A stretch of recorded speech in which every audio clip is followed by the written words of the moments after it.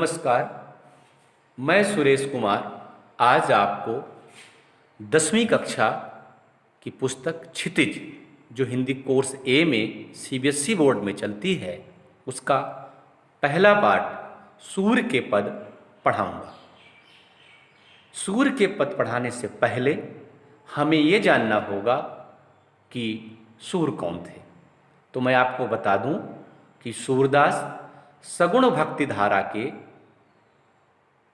कृष्ण भक्ति शाखा के बहुत बड़े कवि थे और जिस समय सूर्य हिंदी साहित्य जगत में अपनी रचनाएं कर रहे थे उस समय भक्तिकालीन साहित्य दो शाखाओं में मुख्य रूप से बटा हुआ था, सगुण भक्ति धारा, निर्गुण भक्ति धारा। सगुण भक्ति धारा में दो धाराएं थी, राम भक्ति धारा और कृष्ण भक्ति धारा। राम भक्ति धारा के महत्वपूर्ण कवि तुलसीदास थे जिनको हम अगले पाठ में पढ़ाएंगे। कृष्ण भक्ति काव्य धारा में सूरदास बड़े कवि थे, इनको हम यहाँ पढ़ाएंगे। और निर्गुण भक्ति धारा के बड़े कवि कबीरदास थे। अब आपको बताऊं कि इस पद में सूर्य ने ज्ञान पर प्रेम की विजय दिखाई है, ज्ञान पर प्रेम की महत्ता दिखाई है। अब दूसरा सवाल उठता है कि कृष्ण कौन थे। आपको थोड़ा ये सवाल अटपटा। कृष्ण भगवान विष्णु के अवतार थे।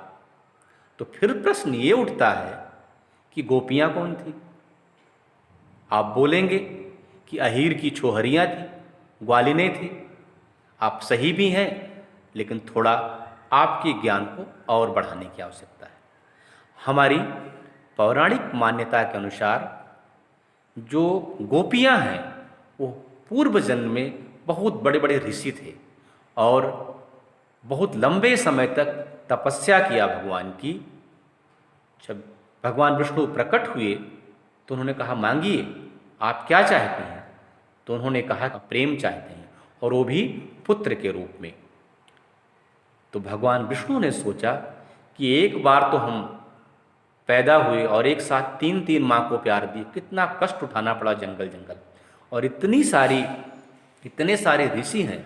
अगर हम बार बार सबके यहाँ सबको माँ बनाएंगे तब तो हमारे लिए बहुत लंबा समय हो जाएगा। तो उन्होंने एक उपाय सुझाया कि ऐसा करते हैं, आपको प्रेम ही चाहिए तो हम प्रेम मिल जाएगा। जरूरी थोड़ी है कि माँ के रूप में आप सब हमारी प्रेमिकाएं होंगी, हमारी रानियां हों।